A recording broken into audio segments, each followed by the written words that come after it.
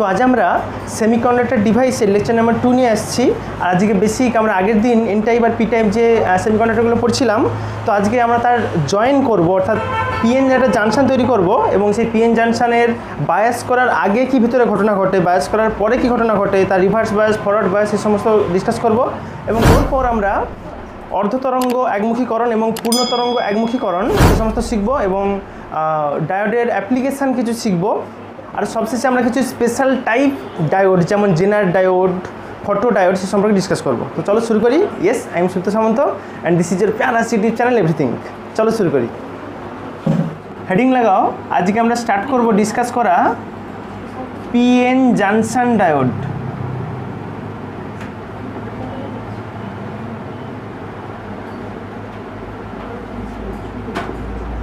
Junction মানে কি, আমাকে পি আর এনকে জয়েন্ট করতে হবে, তার ওই বাউন্ডারি পোর্শনটাকে আমরা বলি জাংশন। অর্থাৎ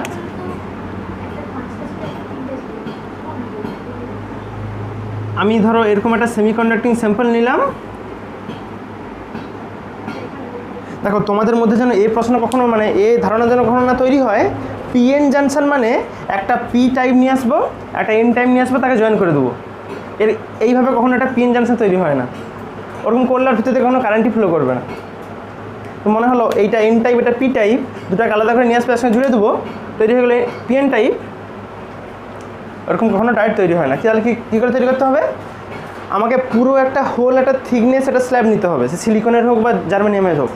তার আমি কী করবো, একটা সাইড পি তৈরি করব, মানে আমি হচ্ছে ত্রিযোজী কোনো মৌল দিয়ে ডোপ করবো, আর একটা সাইড পঞ্চযোজী মৌল দিয়ে ডোপ করবো। তাহলে একদিকে তৈরি হবে পি টাইপ, আর এদিকে তৈরি হবে এন টাইপ। ঠিক আছে, ওইভাবেই একমাত্র এই পিএন জাংশন ডায়োড তৈরি করা হয়। নাহলে দুটো বাদ থেকে নিয়ে গিয়ে আমি চিঠি দেবো পাশাপাশি, কিছু কাজ হবে না। আর আমরা আগের দিন পড়ছিলাম পি টাইপ মানে কি, আর সেই মেজরিটি ক্যারিয়ার কী হয়, হোল হয়, সংখ্যা গুরু বাহক। তাহলে এখানে কিছু হোল আছে ধরে রাখো, এই শূন্যগুলো হোল ভাবো, এগুলো হোল। আর এন টাইপ মানে তার মেজরিটি কী হয়, ইলেকট্রন। আমি ডটগুলোকে ইলেকট্রন বলে ভাবি, এগুলো ইলেকট্রন। এইভাবে আছে। এবার ওর মাঝে মাঝে কিছু তো মাইনরিটি ক্যারিয়ারও থাকবে, সংখ্যালঘু। এর ক্ষেত্রে সংখ্যালঘু কী হয়, ইলেকট্রন খুব কম সংখ্যায় থাকে, একটা আদ্রা, মাঝে মাঝে থাকবে একটা করে, এরকম আছে। আর তার থাকবে হোল, কিছু হোল করে দাও, হ্যাঁ এরকম আছে। বেশি সংখ্যায় থাকে এর হোল, তার ইলেকট্রন, কম সংখ্যায় থাকে এর ইলেকট্রন, তার হোল। সংখ্যাগুরু আর সংখ্যালঘু ক্যারিয়ার। ভেতরে আসলে কি ব্যাপারটা হয়, আগে ইনিশিয়ালি যখন তুমি বাইরে রেখে ব্যাটারির সঙ্গে তার দিয়ে যোগ করনি, জাস্ট তুমি একদিকে পি ডোপ করছো, একদিকে এন ডোপ করছো, তখন ওদের ভিতরে কী ব্যাপারটা হয় সেটা বলি। তাহলে প্রথম বলবো আগে বায়াসের আগে। বায়াসের আগে, বায়াস মানে হচ্ছে একে বাইরে দিয়ে ব্যাটারির সঙ্গে যোগ করা, ব্যাটারি যোগ করার আগে। ঠিক আছে, আচ্ছা দেখো, আমি যখন বাইরে থেকে ব্যাটারি কিছু দেইনি, দরকার নেই, ইলেকট্রনগুলোর টেন্ডেন্সি কী হয় বলো তো, সবসময় প্লাসের দিকে টানা হয়ে যাবে। এই হোলগুলো কী হয়, হোলগুলো তো প্লাস হয়। হোল বলে কোনো পার্টিকেল হয় না, হোল মানে কি, ওখানে ইলেকট্রনের অভাব আছে, তাহলে ও চাইবে ইলেকট্রনকে টেনে নিয়ে আসতে ওদিকে। কারণ ব্যাপারটা কী হবে, এটা সেই ব্যাপন প্রক্রিয়া ঘটবে, ব্যাপন প্রক্রিয়া।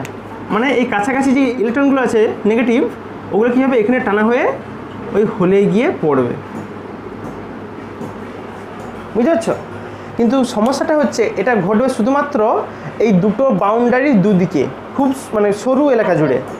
কিন্তু যারা পরে পরে আছে, দূরের দিকে আছে, তারা হতে পারবে না। কেন বলো তো, ধরো দুটো পাশাপাশি রুম আছে, এই রুমে সব হচ্ছে ফাঁকা চেয়ার রাখা আছে লোক বসার জন্য, আর এই ঘরে শুধু লোক আছে, দাঁড়িয়ে আছে। যখন তুমি দুটো ঘরের মধ্যে দেওয়ালকে সরিয়ে নিবে, এই সামনাসামনি যে লোকগুলো আছে তারা দেখবে চটচট করে সামনের চেয়ারগুলো বসে যাবে। আর একবার যদি বসে যায়, রাস্তা জ্যাম হয়ে যাবে। ভাবো তুমি, তাহলে ওরা আর ওকে ওভারটেক করে দিকে যেতে পারবে না। প্রবলেমটা হতো না যদি ওরা এদিক থেকে এসে এদিক থেকে বসে স্টার্ট করতো, তাহলে সবাই বসে যেত। কিন্তু এমনটা হয় না। কি হয় বলে, পরে পাই না পাই আগে বসে যা, যেমন লোক করে। একদম সেম হয়। এই কাছাকাছি ইলেকট্রনগুলো কী করে, কাছাকাছি হোলগুলোকে মানে নিউট্রাল করে দেয়, যাকে বলে তুমি বলতে পারো নিউট্রাল করে দেয়। তার ফলে কী হয়, এখানে একটা বেরিয়ার, একটা যেন পোটেনশিয়াল প্রাচীর তৈরি হয়ে যায়, যেই প্রাচীরটাকে ওরা ক্রস করে যেতে পারেনি। তাহলে ওর পরেও যদি এই ইলেকট্রনকে এদিকে যেতে হয়, তাহলে ওই প্রাচীরের শক্তির থেকে অশক্তিকে বেশি থাকতে হবে। এখানে পি টাইপের ক্ষেত্রে এই যে শূন্যঞ্জলে লিখছিলাম ওগুলো হচ্ছে হোল, যেগুলো হচ্ছে পি টাইপের ক্ষেত্রে মেজরিটি ক্যারিয়ার, মানে সংখ্যা গুরু, এগুলো মেজরিটি হয়। আর ওদের ক্ষেত্রে এই ডটগুলো যেগুলো আছে ওগুলো হচ্ছে ইলেকট্রন, ওটা ওর ক্ষেত্রে হচ্ছে মেজরিটি, সংখ্যাগুরু। আর বাকি যেগুলো আছে, এদিকে কিছু ইলেকট্রন আছে, এদিকে কিছু হোল আছে, ওগুলো হচ্ছে সংখ্যালঘু, মাইনরিটি। ইলেকট্রনগুলো তাহলে কী হবে, হোলের দ্বারা আকর্ষিত হয়ে হোলের কাছে এসে বসবে। হ্যাঁ, ওটা লিখে লো। তাহলে দুটো ঘটনা ঘটে, একটা হচ্ছে ইলেকট্রনগুলো হোলের দিকে আকর্ষিত হয়ে আসে। কার ইলেকট্রন? এন টাইপের ইলেকট্রন। অবশ্যই আমরা সবসময় এখানে মেজরিটি ক্যারিয়ার নিয়েই কাজ করব।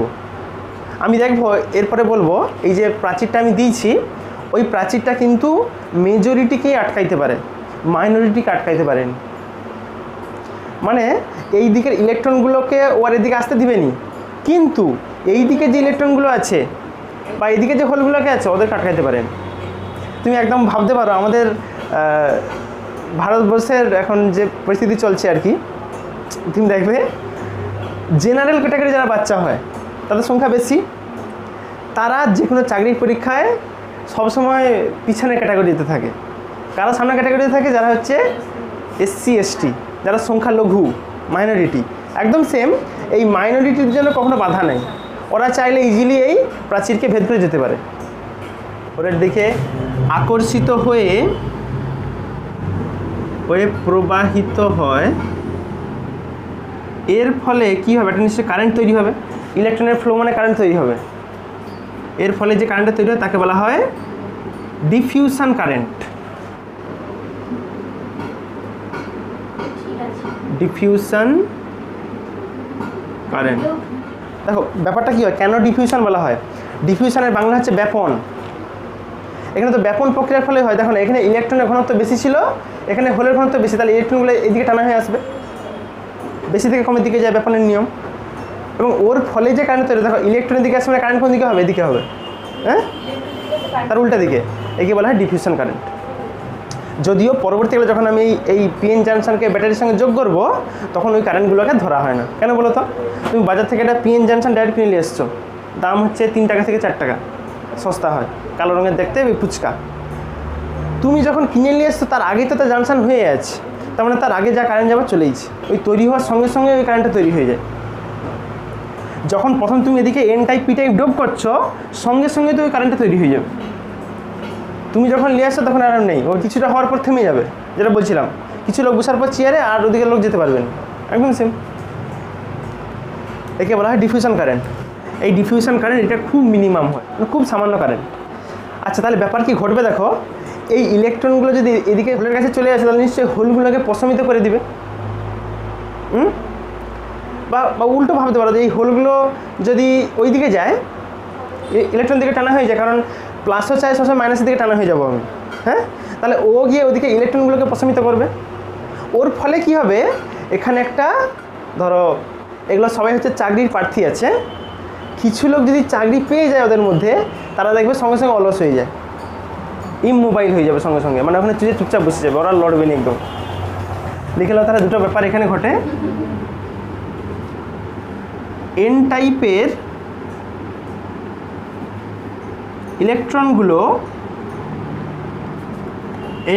ইলেকট্রনগুলো পি টাইপের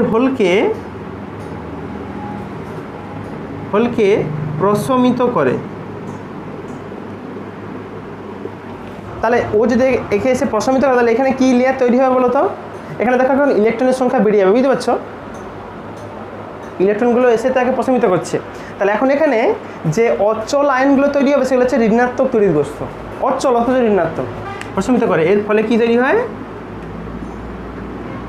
অচল, যাকে বলা হয় ইমোবাইল।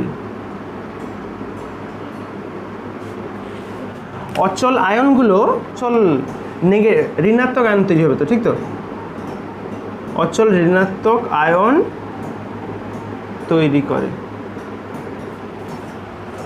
ব্যাপারটা বুঝতে হচ্ছে কি বলছি আমি? আগে যে কন্ডিশনে ছিল এই হোলগুলো, এই ইলেকট্রনগুলো ওরা চাইলে পরিবহন হতে পারত, কিন্তু এখন যে এই যে তৈরি হলো অচল ইমোবাইল আধান, ওরা কিন্তু আর ওখান থেকে নড়বে না। ওরা ওই চেয়ারে বসে গেছে মানে ওই থাকলো। ওকে ভাঙতে গেলে তাহলে ওকে জোর করে যাকে ঠেলে নিয়ে যেতে হবে শেষমেশ। একদম সেম আমি তো উল্টাটা বলতে পারি, তাহলে এইদিকে যে প্লাসের হোলগুলো ছিল ওগুলো ওদিকে গিয়ে নিশ্চয়ই অচল ধনাত্মক আয়ন তৈরি করবে, যারা আবার হচ্ছে ওই অচল হয়ে বসে থাকবে চুপচাপ। এবার হবে তাহলে পি টাইপের হোলগুলো এন টাইপের ইলেকট্রনগুলোকে প্রশমিত করে। ওর ফলে কি হবে? ওদিকে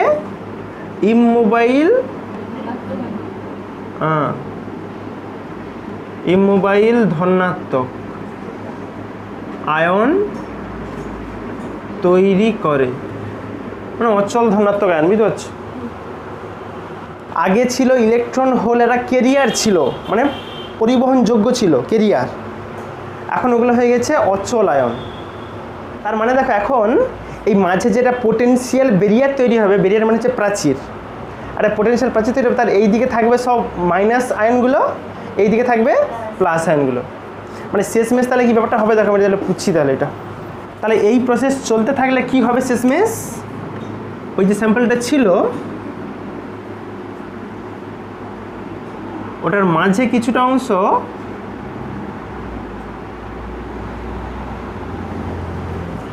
আগে এইটা ছিল বাউন্ডারি, এখন বাউন্ডারির দুদিকে দুরকম অচল আয়ন বসে যাবে।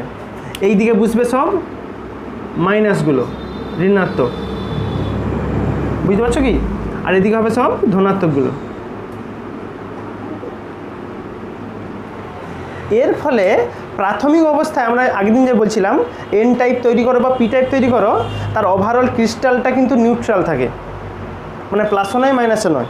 কিন্তু এইবারে দেখো কি তৈরি হলো, মাঝে একটা মাইনাস তৈরি হয়ে গেছে, একটা প্লাস তৈরি হয়েছে। তার মানে ভিতরে একটা পোটেনশিয়াল ডিফারেন্স তৈরি হয়েছে। আমরা নেগেটিভ মানে জানি লো পোটেনশিয়াল, আর প্লাস মানে বুঝি হাই পোটেনশিয়াল। বুঝতে পারছো কি বলছি আমি? এটা তুমি ভাবতে পারছো বাম্পারের মতো এখন হয়ে গেছে। ধরো একটা বড় বাম্পার দেওয়া আছে রাস্তায়, এরকম বাম্পার দেওয়া আছে, তুমি সাইকেল একটা স্পিডে যাচ্ছে, তোমার স্পিড যদি বেশি না থাকে তাহলে ওই বাম্পারে কী হবে? ধরো এরকম ঢাল আছে তো বাম্পারটা, সাইকেলটা যাবে মানে চাকা এরকম যাবে, গিয়ে আবার ব্যাকে পালিয়ে আসবে। আর যদি ওর থেকে যদি বেশি শক্তিশালী মানে বেশি যদি তুমি শক্তি নিয়ে যাও তাহলে ওকে তুমি ক্রস করে যেতে পারো, ঠিক? একদম সেম। তাহলে এবার যদি এদিকে তো বাকি হোলগুলো তো আছে, দূরেরগুলো, এদিকে ইলেকট্রন আছে, এরকম অনেক ইলেকট্রন আছে, মাঝে দু একটা হোলও আছে, ইলেকট্রনও আছে, সে অসুবিধা নেই আমাদের, এরকম আছে। এই মাঝে যেটা লেয়ার তৈরি হলো, বুঝতে পারছো, দুটোর মাঝে, এটাকে বলা হয় ডিপ্লেশন রিজিয়ন। ডিপ্লেশন রিজিয়ন, যাকে বাংলায় বলা হয় নিঃশেষিত অঞ্চল। মানে এখান থেকে যা আয়ন ছিল সেগুলোকে সব অচল করে দিয়েছে। মানে তুমি একটা লেবু কিনে নিয়ে গেছো, লেবুর একটা অংশ থেকে কী করছো, রস নিংড়িয়ে দিয়েছো, মানে ওখানে আর কিছু কাজ নেই। এইকে যদি তুমি একটা পোটেনশিয়ালের গ্রাফ আঁকো, আর কি শক্তি স্তরের গ্রাফ আকারে আঁকো, ধরো এইটা আছে শূন্য বিভব স্তর, শূন্য বিভব স্তর, তাহলে এই মাঝখান থেকে যদি একটা গ্রাফ আঁকো এরকম, মাইনাস মানে কি বলছিলাম, এটা নিম্ন বিভব হয় একদম, তাহলে এইভাবে যাবে এইখান থেকে, আর এদিকে প্লাস আছে, হ্যাঁ এটা প্লাসে আছে, এরকম ঢাল করে উঠবে। এটা জাস্ট লাইক সেই তুমি বাম্পারের মতো ভাবতে পারো, তুমি সাইকেল নিয়ে যাচ্ছ, বেশি স্পিড বা বেশি শক্তি না থাকলে আর যেতে পারবে না, আবার ব্যাকে পালিয়ে আসবে। আর এই যে নিচের লেয়ার থেকে উপরের লেয়ার যে হাইটটা, এটা যত বেশি হাইট হবে তত আমাকে যেতে গেলে বেশি শক্তি নিয়ে যেতে হবে, ঠিক তো? যেমন বাম্পারের ক্ষেত্রে হয়, ওটাকে বলা হয় বিভব প্রাচীরের উচ্চতা। বিভব প্রাচীরের উচ্চতা, হাইট অফ পোটেনশিয়াল ব্যারিয়ার। তাহলে এই দিকে কেন ঋণাত্মক আয়ন তৈরি হলো, এদিকে কেন ধনাত্মক আয়ন তৈরি হলো? ওই দিকের ইলেকট্রনগুলো এদিকে হোলকে প্রশমিত করছে, ইলেকট্রন এসে করছে, মানে এইদিকে ইলেকট্রন বেড়ে গেছে, ওই জন্য এখানে তৈরি হয়েছে ইলেকট্রনের অচল আয়ন। আর ওখানে হোল গেছে, হোল গিয়ে প্রশমিত করছে, তারপর ওখানে কি তৈরি হবে? প্লাসের অচল আয়ন।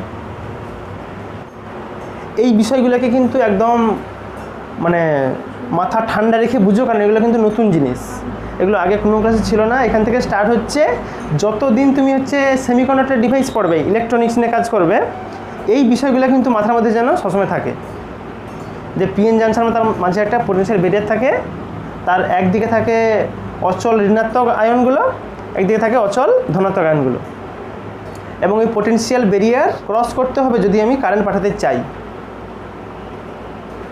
তুমি একটা ইলেকট্রনকে পাঠালে ওইদিকে যাবে বলে, ধনাত্মক আয়নকে পাঠাবে ওইদিকে যাবে, পাঠানোর জন্য কিন্তু দেখা গেল কি ওই মানে প্রাচীরে ধাক্কা খেয়ে আবার পালিয়ে আসছে।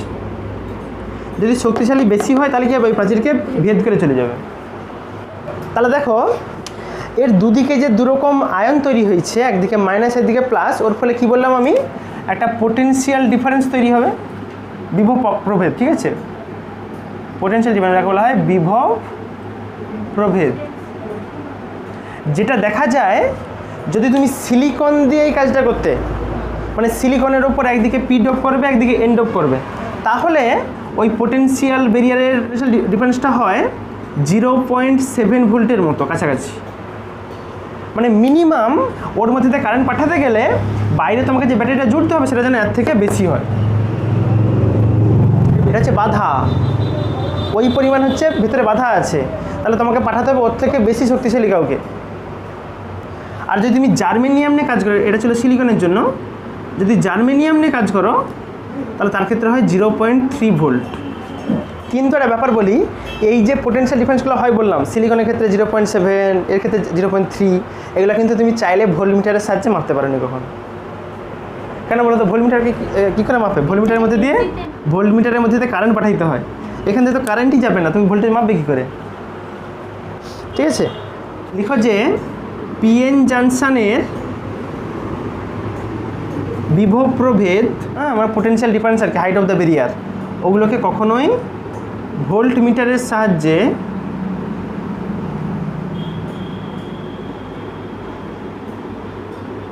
মাপা যায় না।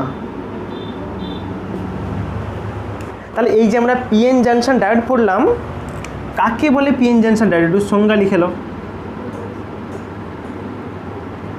লিখো বিপরীত ডোপিংয়ের সাহায্যে, ডোপিং জানো তো? ডোপিং মানে হচ্ছে, ধরো এটা তো পুরোটা ছিল ধরো সিলিকন বা জার্মেনিয়াম, এইদিকে আমি পেন্টাভ্যালেন্ট ডোপ করছি মানে যোগ করছি, আর এদিকে হচ্ছে ট্রাইভ্যালেন্ট যোগ করছি, ত্রিযোজি আর পঞ্চযোজি ডোপ করছি। বাইর থেকে ভিন্ন জাতীয় কাউকে মিশিয়েছি, এই জন্য একে ডোপিং বলে। সাহায্যে কোনো অর্ধপরিবাহী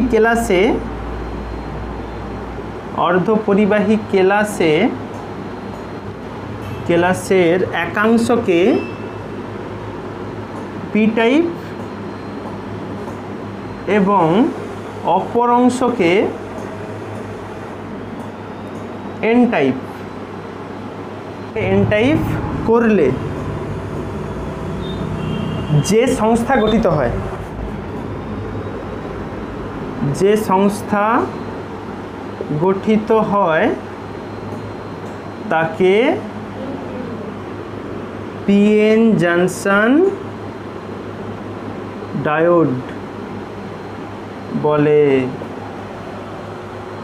আচ্ছা, এইবার তাহলে ব্যাপার হচ্ছে, আমার প্রশ্ন হতে পারে, এই যে পোটেনশিয়াল ব্যারিয়ারটা ছিল মাঝখানে ডিপ্লেশন রিজিয়ন, তুমি কি করে এই ডিপ্লেশন রিজিয়নকে শুরু করতে পারবে বা কি করে চওড়া করতে পারবে?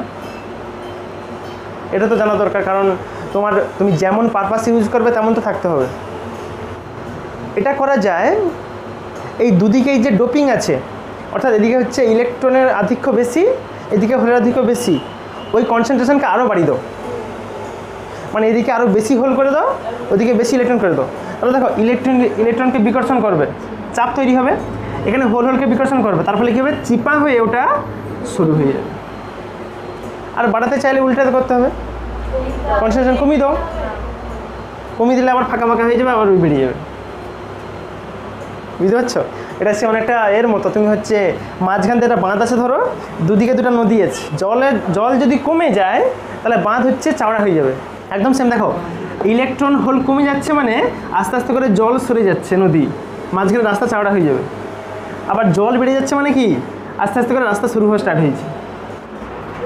এই যে আমরা পিএন জাংশন ডায়োড পড়লাম, একে সিম্বল আকারে এভাবে লেখা হয়, এর সিম্বলটা জেনে রাখো, চিহ্ন কি চিহ্ন দ্বারা সার্কিটে ব্যবহার করা হয়, চিহ্নটা হয় এইরকম, ঠিক আছে? এর এই দিকটা হচ্ছে পি টাইপ থাকে, এই দিকটা থাকে এন টাইপ। এটা যখনই সার্কিটে কোনো পিএন জাংশন ডায়োড ব্যবহার করব, শুধু এই সিম্বলটা আঁকবো। এই সিম্বলটা মানে ভিতরে এই পুরো অংশটা আছে, বুঝতে পারছো? এইটা আছে। এতক্ষণ আমরা পড়ছিলাম বায়াস করার আগে ডায়োডের ভিতরে কী কী কাজ হয়। এবার যদি আমি বায়াস করি, মানে একটা ব্যাটারির সঙ্গে যদি যোগ করি, তাহলে তখন ওর ভিতরে কী কী ব্যাপার হবে সেটা শিখবো। এবার করব বায়াস করার পরে, বায়াসের পরে দুরকমভাবে বায়াস করা যায়। একটাকে বলা হয় ফরওয়ার্ড বায়াস, একটা হচ্ছে রিভার্স বায়াস, মানে একটা হচ্ছে সম্মুখ বায়াস বলা হয়, একটা হচ্ছে বিপরীত বায়াস। আগে পড়ি সম্মুখ বায়াসটা, ফরওয়ার্ড।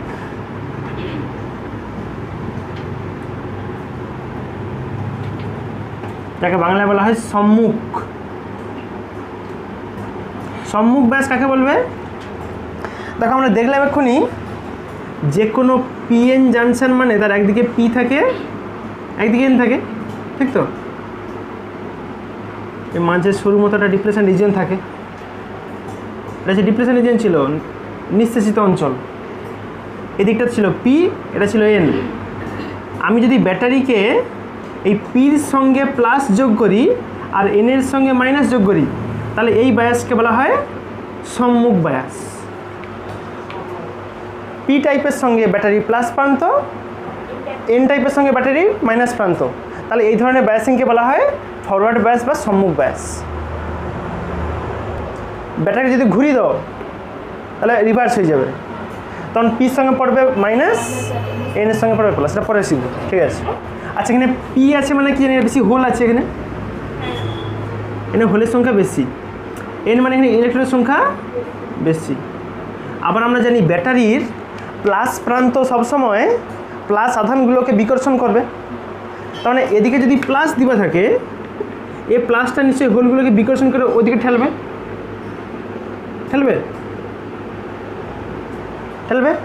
আর এই মাইনাস মানে কি, এই ইলেকট্রনগুলোকে এদিকে বিকর্ষণ করবে, তার মানে ইলেকট্রনগুলো ওদিক থেকে এই দিকে আসবে।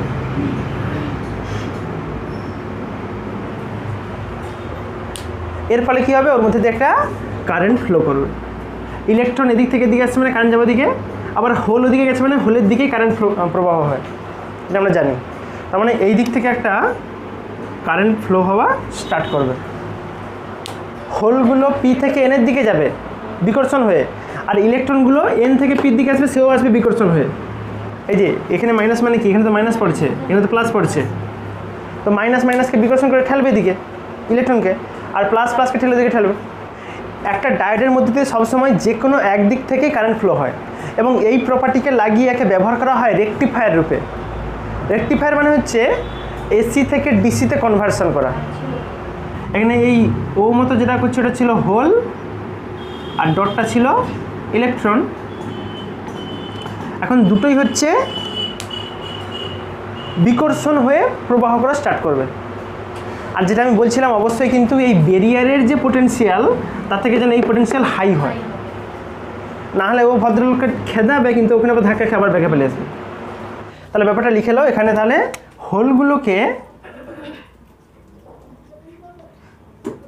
হোলগুলো ব্যাটারির ধনাত্মক প্রান্ত দ্বারা বিকর্ষিত হয় বলে লিখো। হোলগুলো ব্যাটারির ধনাত্মক প্রান্ত দ্বারা বিকর্ষিত হয়,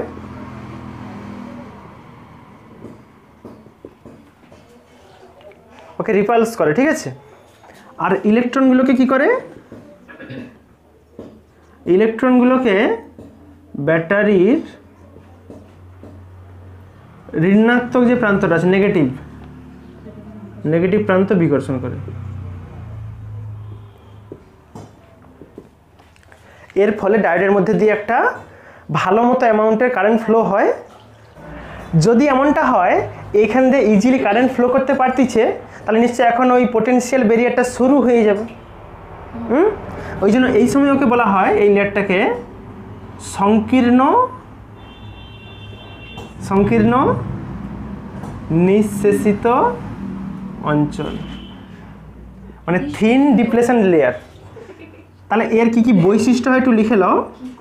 যখন আমি একটা ডায়োডকে ফরওয়ার্ড বায়াসে যোগ করব, তখন তার ভিতরে কি কি ঘটনা ঘটে কিছু বৈশিষ্ট্য লিখে রাখো। এই বৈশিষ্ট্যগুলো এমসিকিউ থেকে শুরু করে তোমার কনসেপ্ট ক্লিয়ার সমস্ত কাজ করবে।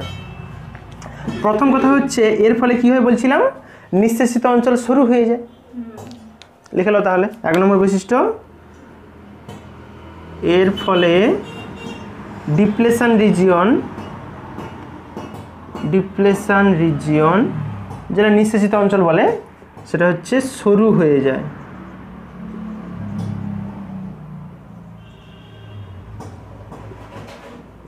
থিন হয়ে যায়, ঠিক আছে, শুরু হয়ে যায়। আর যেটা সেই পোটেনশিয়াল হাইট বলছিলাম, উচ্চতা, সেই উচ্চতাও কমে যায়। 2 নম্বর লিখো তাহলে, বিভব প্রাচীরের উচ্চতা কমে যায়। বিভব প্রাচীরের উচ্চতা কমে যায়। দেখো এই ডিপ্লেশন রিজিয়নের থিকনেস মানে চওড়া আর উচ্চতা কিন্তু দুটো আলাদা।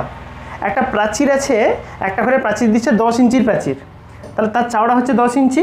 এবার হাইট তুমি যত পার্ট ইট কাটবে তেমন হবে। যদি এমনটা করে কেউ যদি 3 ইঞ্চির প্রাচীর দেয়, তার কিন্তু প্রাচীরটা থিন হয়ে গেছে, শুরু হয়ে গেছে, কিন্তু ওই হাইট ডিপেন্ড করে একই রকমভাবে তুমি যত পার্ট ইট কাটবে তার উপর ডিপেন্ড করে, ঠিক আছে। অতএব হাইট বেশি হলেই যে তার থিকনেসও বেশি হবে এমন কোনো মানে নেই।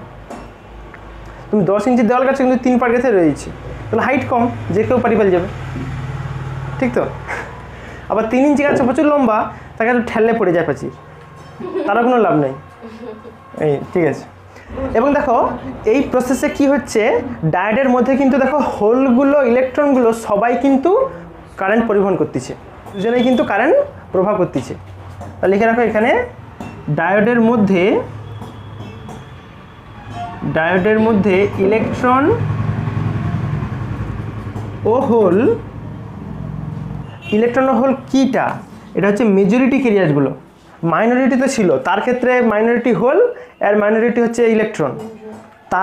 তাদের প্রভাব সবসময় হবে। আমি কি বলছিলাম, এসসি এসটিকে তুমি আটকাইতে পারবে না কখনো, ঠিক আছে। হ্যাঁ, এখানে আমরা যা কিছু ধরি সবসময় মেজরিটি নিয়ে। এই ইলেকট্রন হোল মানে এর ইলেকট্রন এর হোল, হ্যাঁ, অর্থাৎ মেজরিটি ক্যারিয়ারগুলো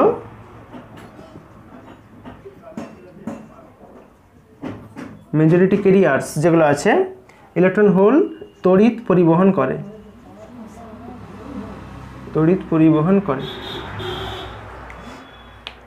যেটা আমি আগের দিন বলছিলাম, কন্ডাক্টরের সঙ্গে সেমিকন্ডাক্টরের পার্থক্য। কন্ডাক্টর মানে হচ্ছে সে শুধু ইলেকট্রনের জন্য আনন হয়, এখানে ইলেকট্রনও করে হোলও করে। যে প্রচুর ধনী ব্যক্তি, তার শুধু ধনী বন্ধুই আছে, তার শুধু গিফট আইলে বড় বড় দামি দামি গিফট আসবে। আর যারা মাঝারি মানের লোক, তার একটা আদ্রা ধনী লোকের বন্ধু আছে, আর সাধারণ লোকও আছে, আর গরিব লোকও আছে, মানে সব রকম টাইপের গিফট আসবে। যেটা হচ্ছে এই ভদ্রলোক। তুমি যদি বাইরে যে ব্যাটারি লাগিয়ে রাখছো, এর বিভব যদি আস্তে আস্তে করে বাড়াও, তাহলে কি হবে, তাহলে কিন্তু কারেন্টের প্রবাহ আরও বেশি হবে, এবং সেটা বাড়ে এক্সপোনেনশিয়ালি, সূচকীয় হারে যাকে বলে, একটু পারে বাড়ে, ঠিক আছে, র্যাপিডলি বাড়ে। লিখে রাখো, বাইরের বিভব বাড়ালে তড়িৎ পরিবহন বা তড়িৎ প্রবাহ মাত্রা সূচকীয় হারে বাড়ে, এক্সপোনেনশিয়ালি, সূচকীয় হারে।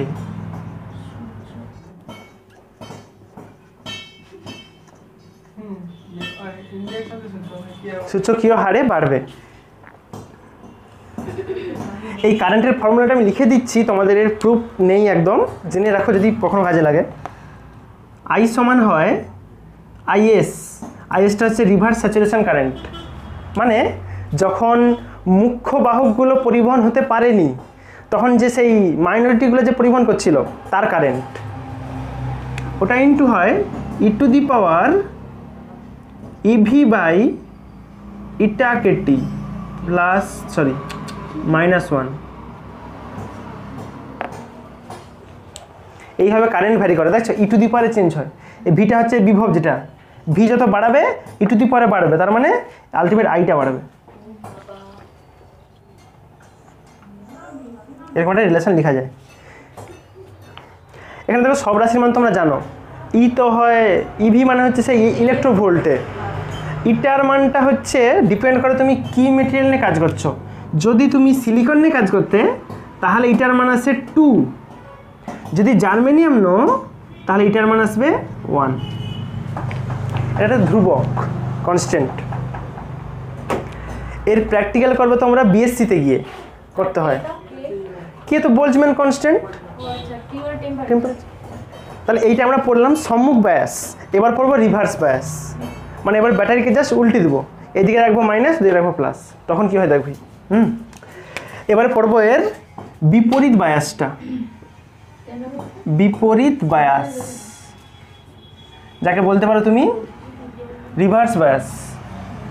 রিভার্সে কি করতে হবে, এই যে ছিল আমার পিএন ডায়োডটা,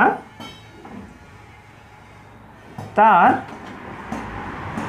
পির সঙ্গে যোগ করব নেগেটিভ প্রান্তটা ব্যাটারির, এনের সঙ্গে পজিটিভ, এখানে আসবে নেগেটিভ, এখানে আসবে পজিটিভ।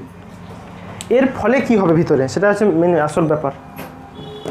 উল্টা দিকে যে করে দিচ্ছি লাভটা কি আছে দেখো। পি টাইম মানে এখানে হোল আছে প্রচুর, এখানে আছে ইলেকট্রনগুলো, এই তো মেজরিটি, মাইনরিটিগুলো আমি বাদ দিয়ে দিচ্ছি, মাইনরিটি ধরবো নি।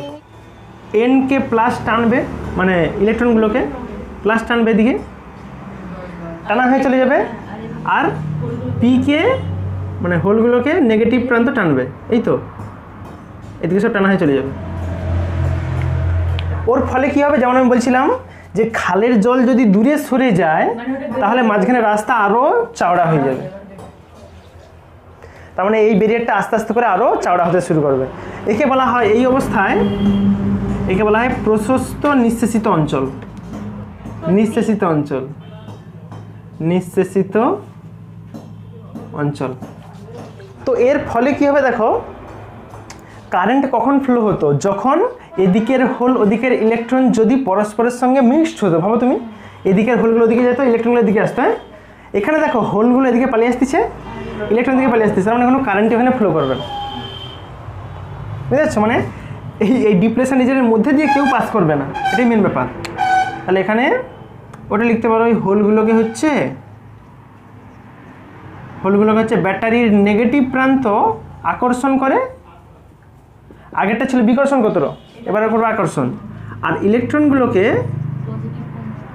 ব্যাটারির প্লাস প্রান্ত করবে আকর্ষণ। এটা হচ্ছে লিখে রাখবে, হোলটা কার, পি টাইপের, ইলেকট্রনটা কার, এন টাইপের।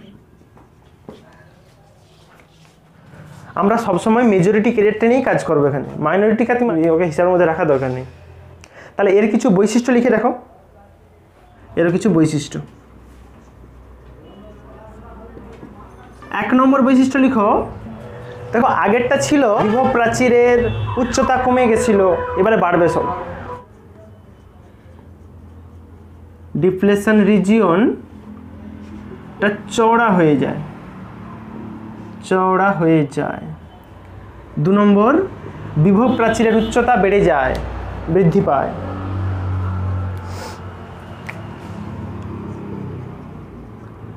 বিভব প্রাচীরের উচ্চতা বৃদ্ধি পায়। তাহলে দেখো, যেহেতু আমরা দেখলাম মেজরিটি ক্যারিয়ারগুলো কারেন্ট প্রভাব করতে পারেনি, তাহলে এখানে কে করবে, মাইনরিটিগুলো। তারা সবসময় রাজি আছে, তারা সবসময় চালু, বুঝতে পারছো? তাহলে লিখে রাখো, এক্ষেত্রে বা এই সময় ডায়োডের মধ্যে মাইনরিটি কেরিয়ার যেগুলো সংখ্যালঘু মাইনরিটি কেরিয়ার, যেমন এর ইলেকট্রন তার হোল, তারা হচ্ছে সামান্য পরিমাণ তড়িৎ পরিবহন করে, তড়িৎ পরিবহন করে। মাইনরিটি কেরিয়ার সংখ্যালঘু বাহক যেগুলো আছে। 4 নম্বর একদম লাস্ট পয়েন্ট, যেটা দেখো আগেরটাতে ছিল যে বিভব প্রভেদ বাড়ালে কারেন্ট বেড়ে যায়, সেই ই টু দি পাওয়ারে বাড়তো, যাকে বলা হয় এক্সপোনেনশিয়ালি, র্যাপিডলি বাড়তো। এখানে দেখো ভোল্টেজ বাড়ালেও কারেন্ট তো নাই, আর বাড়বে কি? মাইনরিটিকে ভোল্টেজ বাড়িয়ে বাড়ানো যায়নি। এখানে ভোল্টেজ বাড়ালে কারেন্ট বাড়ে না, কিন্তু যদি তুমি খুব বেশি ভোল্টেজ বাড়াও আবার, তাহলে কিন্তু শেষমেশ আবার এই প্রাচীরকে এরা ভেঙে দিয়ে পালিয়ে যাবে, মানে আবার কারেন্ট ফ্লো স্টার্ট হয়ে যাবে। এবং সেটা কিন্তু সমস্ত ডায়োডের জন্য হয় না। একটা স্পেশাল ডায়োড আছে, তার নাম হচ্ছে জেনার ডায়োড, তার ক্ষেত্রে ওটা খুব ভালোভাবে দেখা যায় যে এমনিতে যখন কম কম ভোল্টেজ দিচ্ছ তুমি, তখন কোনো কারেন্ট নাই, বা থাকলেও সেই মাইনরিটির জন্য খুব কম কম, হঠাৎ করে একসময় কারেন্ট র্যাপিডলি বেড়ে যায়। তার মানে এই যে মাঝখানে যে প্রাচীরটা ছিল, মানে একটা লোককে তুমি অনেকক্ষণ ধরে রাগাচ্ছ, আস্তে আস্তে করে তার মধ্যে রাগ বাড়তিছে, কিছু বলেনি, চুপচাপই ছিল সে। একটা সময় যখন তার সহ্যের সীমা পার করে যাও, তখন কিন্তু সে আর ভাবে নিজে শেখে, বুঝতে পারছো? যাহা সামনে পাবে তাকে ঝেড়ে দিবে তোমাকে। একদম সেম, মানে যখনই তুমি প্রচুর হাই ভোল্টেজ বাড়িয়ে দিবে এখানে, তখন মাঝখানে যে পোটেনশিয়াল ব্যারিয়ারটা ছিল, ডিপ্রেশন রিজিয়ন, ওকে ভেঙে দিয়ে প্রচুর হাই কারেন্ট ফ্লো হওয়া স্টার্ট করে। এই সাধারণ ডায়োড তুমি যদি ইউজ করো এই ঘটনা দেখার জন্য, ডায়োড পুড়ে যাবে, ডায়োড পুড়ে যাবে। লিখো তাহলে এক্ষেত্রে বাইরে বিভব প্রভেদ বাড়ালে, বাইরে বিভব প্রভেদ বাড়ালে প্রবাহ বাড়ে না, কিন্তু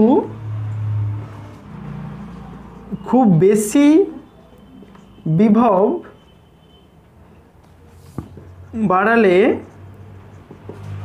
ওটা দেখা যায় বিশেষ করে লিখে রাখতে পারো জেনার ডায়োডের ক্ষেত্রে, জেনার ডায়োড,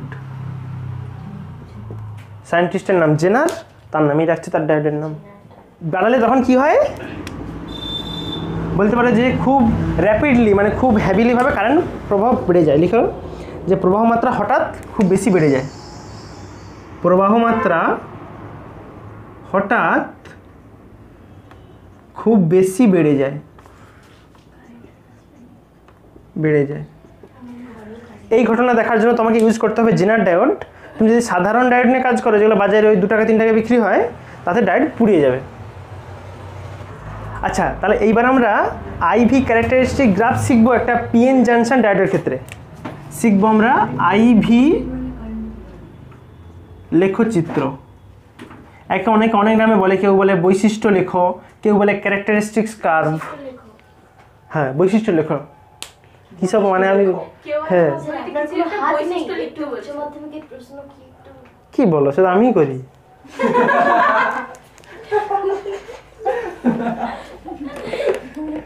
ঠিক আছে, বৈশিষ্ট্য লেখো বলে, অনেকে ক্যারেক্টারিস্টিক গ্রাফ বলে। আচ্ছা, এইভাবে গ্রাফটা করো, এই দিকে রাখো বিভব ভোল্টেজ ভি, এদিকে মাইনাস ভি হবে তুমি জানো, এদিকে কারেন্ট আই, এদিকে মাইনাস আই। প্লাসের দিকে যাচ্ছে মানে এটা হবে ফরওয়ার্ড বায়াস, যেটা ছিল সম্মুখ বায়াস, এটা হবে বিপরীত বায়াস, সরি রিভার্স বায়াস। এটা হবে সম্মুখ বায়াস, এটা হচ্ছে বিপরীত বায়াস। আমার সম্মুখ বায়াসের নিয়মে কী ছিল সেই ফর্মুলাটা? আই সমান ছিল is into E to the power something, এই তো। তার মানে এখানে আমার কারেন্টটা র্যাপিডলি বাড়বে, এক্সপোনেনশিয়ালি। মানে গ্রাফটা হবে এরকম। সরল সম্পর্ক হলে হতো straight line, E to the power আছে মানে তাড়াতাড়ি বাড়বে, মানে ঢালটা আরও বেশি হবে। এটা গেল ফরওয়ার্ড বায়াস। রিভার্স বায়াসে কী হবে, কী বলছিলাম? ভোল্টেজ প্রথম দিকে বাড়াবে, কারেন্ট সে কম হবে সেই ওই মাইনরিটির জন্য, মানে প্রথম দিকে কারেন্টটা খুব মিনিমাম এরকম থাকবে, একটা সময় খুব হাইয়ে গিয়ে তুমি দেখবে কারেন্টটা একবারে র্যাপিডলি বাড়তেছে, মানে তারপরে ভোল্টেজ একটু চেঞ্জ করলে কারেন্ট দেখছো কত বেড়ে গেছে এদিকে। এই ব্যাপারটা হয়, যেই ভোল্টেজ থেকে এই দিকে কারেন্ট প্রবাহ হওয়া স্টার্ট করে এটাকে বলা হয় কাট ইন ভোল্টেজ বা নি ভোল্টেজ বলে, কাট ইন ভোল্টেজ। সেই কাট ইন মানে আমি বলছিলাম না যে বিভব প্রাচীরের যে ভোল্টেজটা তার থেকে বেশি হতে হয়, তো যখন তার থেকে কম দিবে তখন কারেন্ট যাবে না। ধরো 0.7 আছে, তুমি প্রথম দিচ্ছ 0.5, কারেন্ট যাবে না। 0.6 যাবে না, 0.7 যা দিচ্ছ একটু বাড়িয়ে দিলে কারেন্ট যাওয়া স্টার্ট হচ্ছে, তাহলে ওই ভোল্টেজটা হচ্ছে কাট ইন ভোল্টেজ। কাট করে যায় মানে ওর পর থেকে কারেন্ট যাওয়া স্টার্ট করে ওখান থেকে, এই তো। আর যেখান থেকে র্যাপিডলি এইদিকে কারেন্ট বাড়তেছে ওটাকে বলা হয়, এই পার্টিকুলার অংশটাকে, মানে ঠিক যেই ভোল্টেজটা দেওয়ার জন্য কারেন্টটা তাড়াতাড়ি বাড়া স্টার্ট হয়েছে ওটাকে বলা হয় জেনার ব্রেকডাউন ভোল্টেজ। জেনার ব্রেকডাউন ভোল্টেজ। ব্রেকডাউন মানে সবকে যাবে, সব ভেঙে দিয়ে পালিয়ে যায়, ঠিক আছে। এমনি জেনারেল ডায়োডের ক্ষেত্রে এই ঘটনাটা দেখা যায় না। এই দিকে যে নাম দিচ্ছে এটা সাধারণ ডায়োডের ক্ষেত্রে দেখা যায় না, দেখা যায় জেনারেল ডায়োডের ক্ষেত্রে স্পেশালি। সাধারণ ডায়োডে এমনি এই লাইনটা দেখা যায়, শুধু এইভাবে হালকা একটা কারেন্ট দেখা যাচ্ছে জাস্ট। এর একক লিখে রাখতে পারো, এই দিকের কারেন্টটা মাপা হয়, খুব ক্ষুদ্র কারেন্ট হয় তো এটা মাপা হয় মাইক্রো অ্যাম্পিয়ারে, আর উপরে কারেন্টটা মাপা হয় ফরওয়ার্ড বায়াসে মিলি অ্যাম্পিয়ার মিটারে। এইবার আমরা যে ডায়োড পড়লাম সে ডায়োডের অ্যাপ্লিকেশান কিছু শিখব। অ্যাপ্লিকেশানে ব্যবহারিক প্রয়োগ। আমি যেটা বলছিলাম দেখো, আমরা এক্ষুনি রিভার্স বায়াস ফরওয়ার্ড বায়াসে কী দেখলাম, যে ফরওয়ার্ড বায়াস হলে কারেন্ট পাস করতে পারে আর রিভার্স বায়াস হলে কারেন্ট যাওয়া বন্ধ হয়ে যায়। তার মানে ওই প্রপার্টিকে আমি লাগিয়ে ডায়োডকে একটা রেকটিফায়ার রূপে ব্যবহার করতে পারি, যেটা বলছিলাম। রেকটিফায়ার মানে এসি থেকে ডিসিতে আমি কনভার্সন করতে পারি। এসি মানে কি অল্টারনেটিভ কারেন্ট, এক মুহূর্তে কারেন্ট এই দিকে গেলে পর মুহূর্তে কারেন্ট যায় উল্টা দিকে, এইদিকে কারেন্ট যায়। ডিসি মানে কি একটাই ডিরেকশানে কারেন্ট থাকে, তার মানে আমি যদি একটা ডিরেকশানকে ব্লক করতে পারি তাহলে তো ডিসি হয়ে যাবে। প্রথম করব যেটা, সেটা হচ্ছে অর্ধ তরঙ্গ একমুখীকরণ। অর্ধ তরঙ্গ একমুখীকরণ মানে যাকে বলা হয় হাফ ওয়েভ রেকটিফায়ার বা হাফ ওয়েভ রেকটিফিকেশান বলে সেই প্রসেসটাকে। এর সার্কিটটা হয় এরকম, এর জন্য অবশ্যই একটা ট্রান্সফরমার ইউজ করা হয় এখানে। ট্রান্সফরমার জানো তো? ট্রান্সফরমার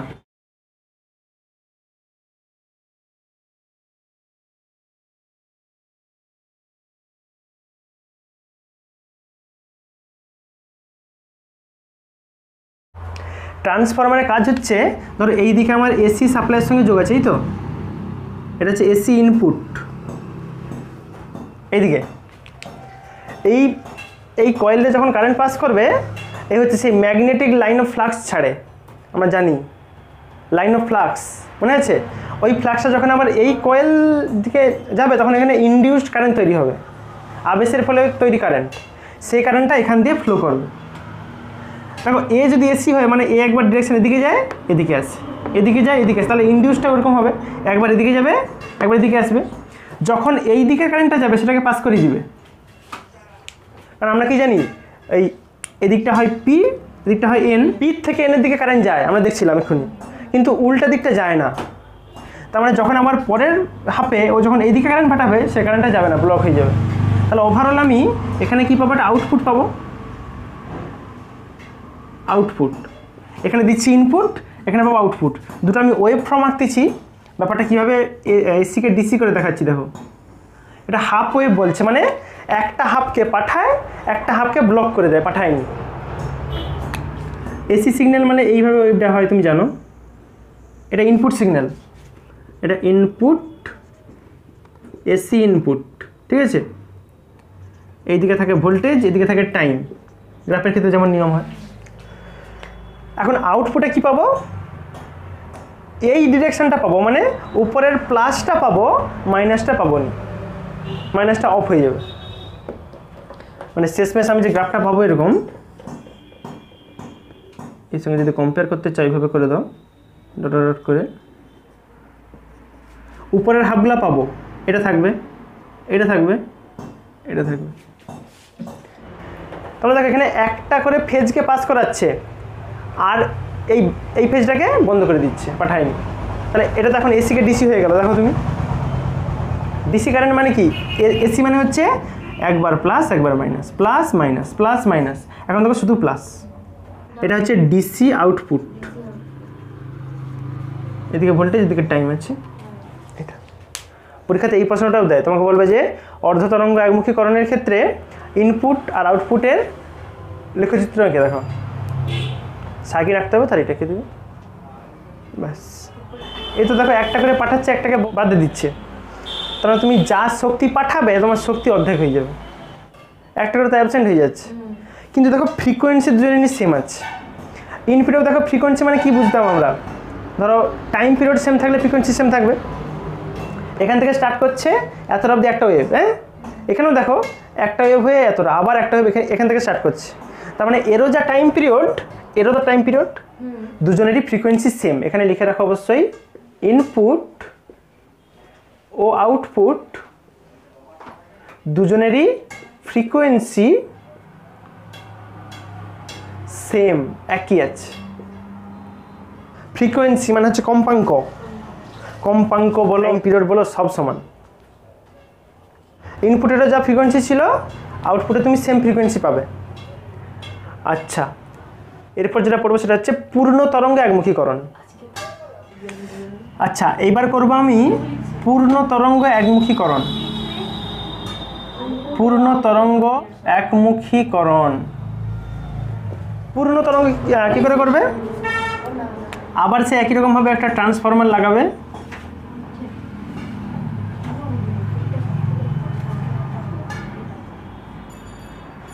এই দিকে একটা ডায়োড লাগাবে, এই দিকে একটা ডায়োড লাগাবে।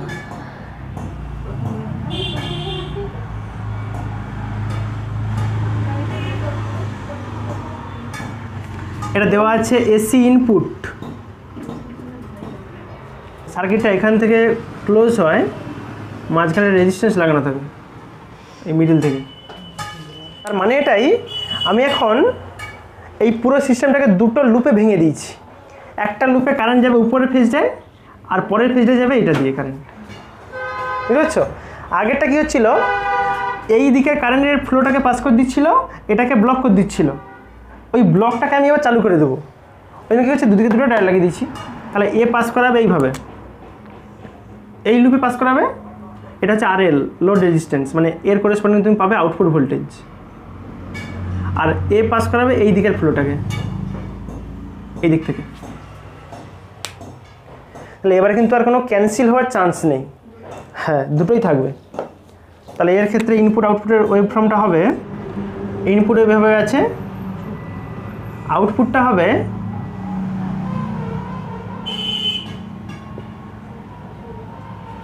কি হবে, এইটা হবে, তারপরেরটা আবার এইটা হবে, এই হবে, সবগুলোই একই ডিরেকশানে হয়ে গেছে এখন।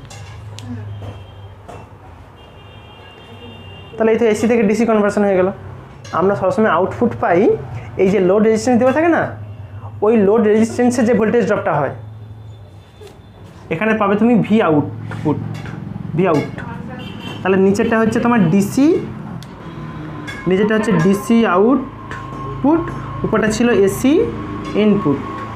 এদিকে থাকে ভোল্টেজ, এদিকে সময় থাকে টি লিখে রাখ, এদিকে আছে টাইম।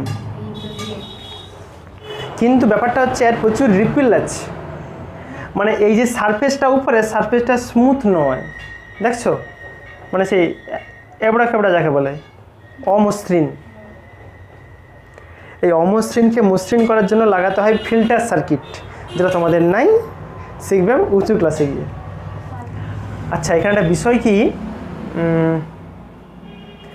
আগেরটার ফ্রিকোয়েন্সির কথা ভাবো, ইনপুটেও যা ছিল আউটপুটেও তা ছিল, কিন্তু এবারে কি হবে দেখো, এখান থেকে স্টার্ট করে এতটা গেলে একটা সাইকেল কমপ্লিট হয়, কিন্তু নিচেটা দেখো ওই সময় দুটো সাইকেল কমপ্লিট হয়েছে, দেখছো?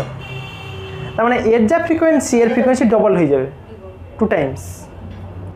আমরা একটা ওয়েভ ফর্ম কি বলি, যেখান থেকে স্টার্ট করে সেই অবস্থায় যেখানে আবার ফিরে যায়। দেখো আবার তো এখান থেকে স্টার্ট করতেছে, কিভাবে? হ্যাঁ এখান থেকে স্টার্ট করছে এতটা, আবার গেছে এতটা, আবার গেছে এতটা, তার মানে এবার ওর একটার জায়গায় দুটো হয়ে যাচ্ছে, এর ফ্রিকোয়েন্সি ডবল হয়ে যাবে। তাহলে এখানে আউটপুট ফ্রিকোয়েন্সি হচ্ছে ডবল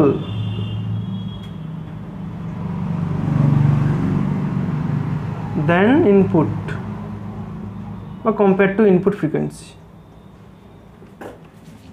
বুঝতে পারছো?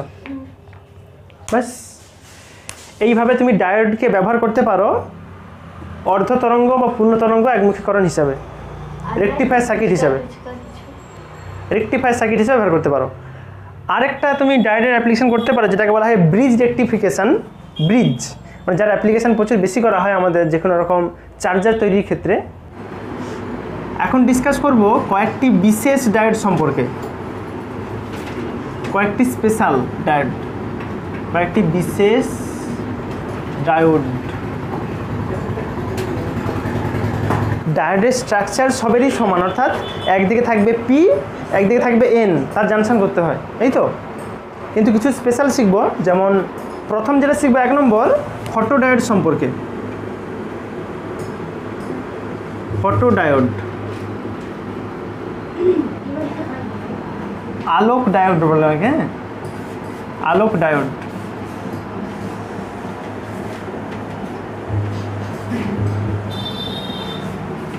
আলোক ডায়োড এই আমার একটা বিশেষ ডায়োড, এর উপর আলো ফেলালে তবে এ কাজ শুরু করে। এলডিআর যেই লজিকে কাজ করে, এলডিআর বলো বা তোমাদের বাড়িতে যে টিভি দেখবে রিমোটের সামনের দিকে দেখবে এ লাগানো থাকে, ওই লাইট কখনো জ্বলে না, কিন্তু ওখানে কি লাগানো থাকে, ফটোডায়োড। ঠিক আছে, ওই ধরনের অপারেশনগুলো হয় ওখানে। লিখো যে ফটোডায়োড হলো বিপরীত বায়াসে স্থাপিত এক বিশেষ ধরনের পরিবাহী ডায়োড,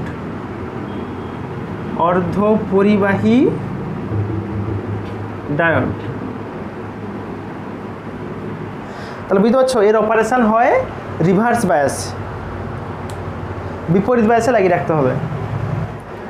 ডায়োড যার পিএন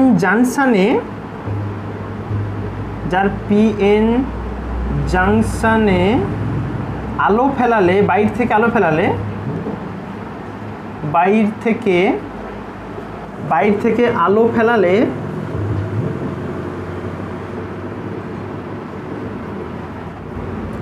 বিপরীত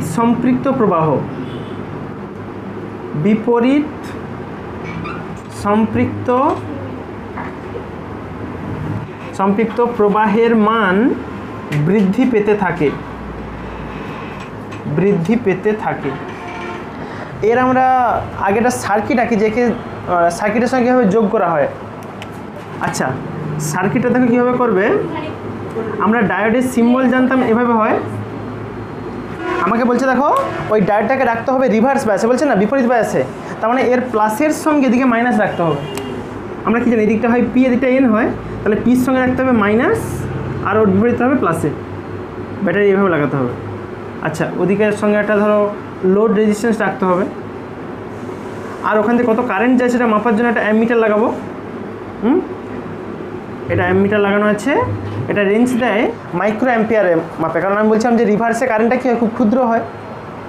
আমার নিয়ম ছিল ফরওয়ার্ডে মাপতাম আমি মিলি অ্যাম্পিয়ারে, আর এদিকে মাপতাম মাইক্রো অ্যাম্পিয়ারে, সেটা এখানেও হবে। এবং এই যে ডায়োডটা এই দিক থেকে আলো ফেলাতে হয় এর উপর, বুঝতে পারছো? বাইরে থেকে তুমি আলো ফেলাবে, যেমন তুমি একটা এলডিআরের অপারেশন ভাবতে পারো। একটা এলডিআর কীভাবে কাজ করে, তাকে যদি অন্ধকারে রেখে দাও তাহলে সেখান থেকে কারেন্ট ফ্লো হওয়া বন্ধ হয়ে যায়, আবার আলো পড়া স্টার্ট করলে আবার সেখান থেকে কারেন্ট প্রবাহ স্টার্ট হয়ে যায়। একদম সেম এও কাজ করে একই রকমভাবে।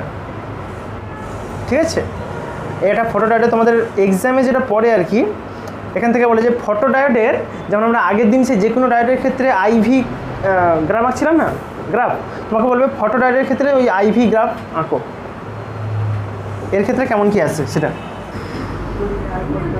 গ্রাফটা এইভাবে হবে, আমার এই দিকে থাকতো কারেন্ট, উপরটা মাপি আমি মিলি অ্যাম্পিয়ারে, এর উপর দরকার নেই কারণ এর নিচেটাই দরকার, কারণ এর বিপরীত বায়াসে কাজ করে। এই দিকে কারেন্ট থাকবে, এদিকে হবে মাইক্রো অ্যাম্পিয়ারে, এদিকে আছে বিভব, এদিকে ছিল সম্মুখ বায়াস, এদিকে আছে বিপরীত বায়াস এইদিকে। তো তাহলে বিভিন্ন আলোর ইন্টেন্সিটির জন্য, মানে বিভিন্ন রকম টাইপের আলোর জন্য এর বিভিন্ন রকম কারেন্ট হবে। এর গ্রাফগুলো এভাবে হয়।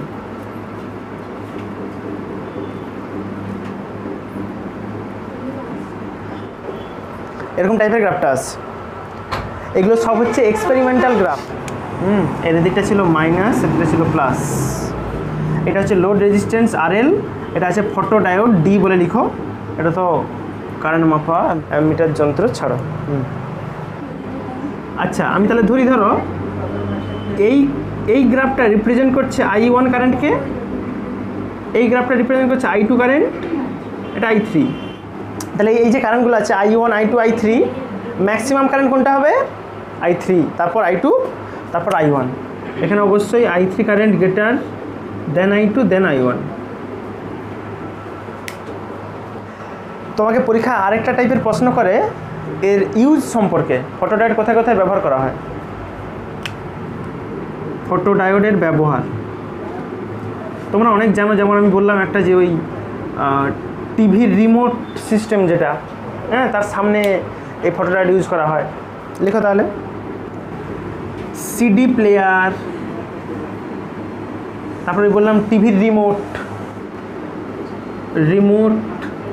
কন্ট্রোল, আর আরেকটা হয় স্মোক ডিটেক্টর, মানে ধোঁয়া পরীক্ষা করার জন্য, ধোঁয়া, হ্যাঁ স্মোক ডিটেক্টর। স্মোক ডিটেক্টর কীভাবে কাজ করে তোমার মনে হতে পারে? ধরো আমি একটা বাড়িতে এই ফটোডায়োড লাগিয়ে রাখছি, উপর দিক থেকে আলোর সিস্টেম আছে, মাঝে যদি বেশি ধোঁয়া চলে আসে তাহলে আলোর ইন্টেন্সিটিও কমে যাবে, আলো কমে যাবে মানে তার কারেন্ট চেঞ্জ হয়ে যাবে। তাহলে আমি বুঝতে পারবো আমার এখন বাড়িতে ধোঁয়ার কনসেন্ট্রেশন কত আছে। এইটা আমরা একটা স্পেশাল টাইপ পড়লাম ফটোডায়োড। এইবার আমরা পড়বো যেমন আমরা সেই যেটা বলছিলাম জেনার ডায়োড সম্পর্কে, আমরা সাধারণ ডায়োড করছি, আর বলছিলাম যে জেনার ডায়োডের কিছু স্পেশাল ক্যারেক্টার থাকে এবং যেটা হচ্ছে স্পেশালি ওই রিভার্স বায়াসে ইউজ করা হয়, তো সেই টাইপটা এবার পড়বো। এইবারে হেডিং লাগাও, শিখবো আমরা, ডিসকাস করবো এবারে জেনার ডায়োড সম্পর্কে। জেনার ডায়োড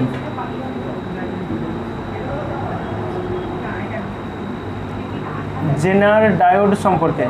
জেনার ডায়োড একটা special type diode. Special type মানে ওই একই, আমাকে একদিকে পি ডোপ করতে হবে, একদিকে এন ডোপ করতে হবে, কিন্তু একে স্পেশালি হাই কনসেন্ট্রেশনে ডোপ করা হয়, মানে ডোপিংটা বাড়ানো হয় এখানে। সেই সেম কাজই হবে, মানে একদিকে থাকে পি, একদিকে এন থাকবে এরও, কিন্তু এই ডোপিং কনসেন্ট্রেশনটা এখানে বেশি রাখা হয়। বিশেষভাবে প্রস্তুত, বিশেষভাবে মানে একে হাইলি ডোপ করা থাকে, ঠিক আছে, সেটা লিখে রাখো। হাইলি ডোপড মানে ডোপিং কনসেন্ট্রেশনটা হাই থাকে। কেন এই ডোপ কথাটা বলা হয়? দেখবে যারা সেই খেলাধুলার সঙ্গে যুক্ত তাদের আগে ডোপিং টেস্ট করা হয়, মানে আগে দেখে নেয় যে ও হচ্ছে কোনো ড্রাগস নিয়েছে কিনা বা অন্য কোনো ঔষধ ব্যবহার করছে কিনা। কেন বলা হয়? কারণ স্বাভাবিক বডিতে অস্বাভাবিক কিছু ঢুকাইছে না, তার টেস্টিং করা হয়। এখানে একদম সেম, তুমি ভাবো তোমার পিওর যে স্যাম্পলটা ছিল সিলিকনের, তুমি তার উপর ডোপ করছো, জোর করে আর্সেনিক মিশাইছো, জোর করে ওতে অ্যালুমিনিয়াম মিশাইছো, এসব মিশাইছো, ঠিক আছে, এই জন্য একটা ডোপ বলা হয় আর কি। বিশেষভাবে প্রস্তুত কিছু পিএন জাংশন ডায়োডের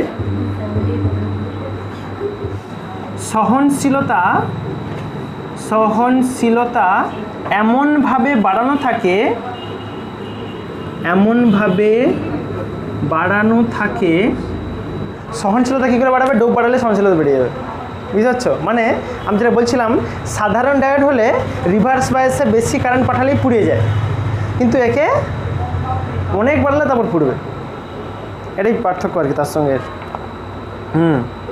একে যাতে বিপরীত বায়াসে উচ্চ বিপরীত প্রবাহ সত্ত্বেও ডায়োডটি ক্ষতিগ্রস্ত হয় না। দেখো, ডায়োড ক্ষতিগ্রস্ত মানে কি? ডায়োড পুড়ে যাওয়া, ঠিক আছে? মানে একে উচ্চ বিপরীত প্রবাহ লাগালেও এই ডায়োড পুড়ে না, তাহলে বলবে হয় না। সেই বিশেষ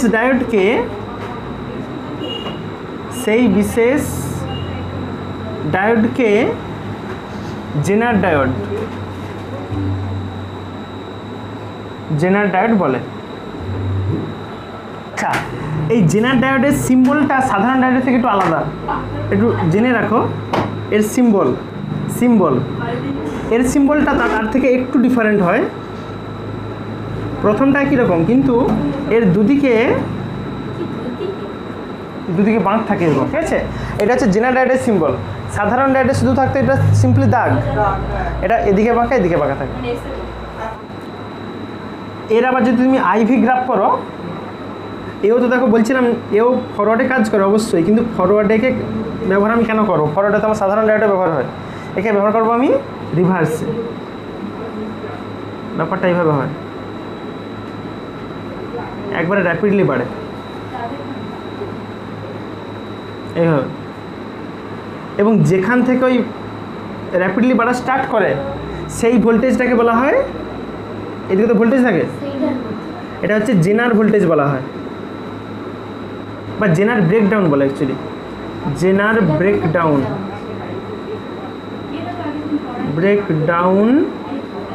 বিভব, জেনার ব্রেকডাউন বিভব।